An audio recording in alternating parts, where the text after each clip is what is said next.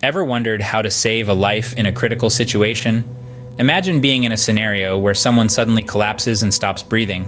What would you do? It's a terrifying thought, isn't it?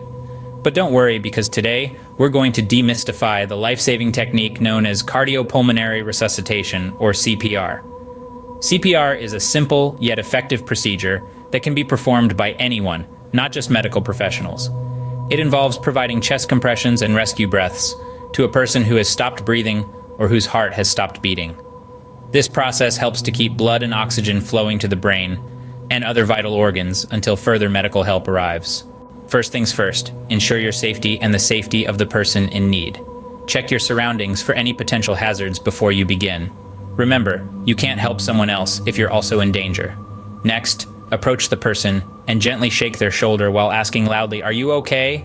If they do not respond, it's time to act quickly. Call your local emergency number immediately or ask someone nearby to do so.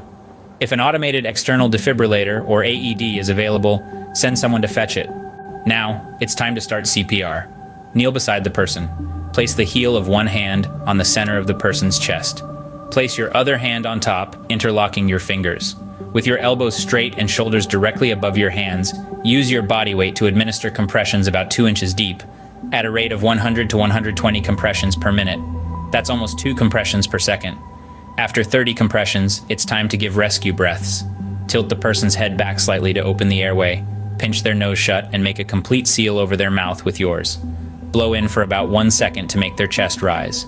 Give 2 of these rescue breaths, then continue with chest compressions. Remember the sequence: 30 chest compressions followed by 2 rescue breaths. This is 1 cycle. Keep repeating these cycles without interruption until the person shows signs of life or until emergency medical personnel arrive. If you feel uncomfortable giving rescue breaths, or if you're not trained to, provide hands-only CPR. That means uninterrupted chest compressions at a rate of 100 to 120 per minute until help arrives. In conclusion, CPR is a critical life-saving technique that can be performed by anyone. By remembering these simple steps, ensuring safety, calling for help, starting chest compressions, giving rescue breaths, and continuing the cycles, you could potentially save a life. So don't be a bystander, be a lifesaver.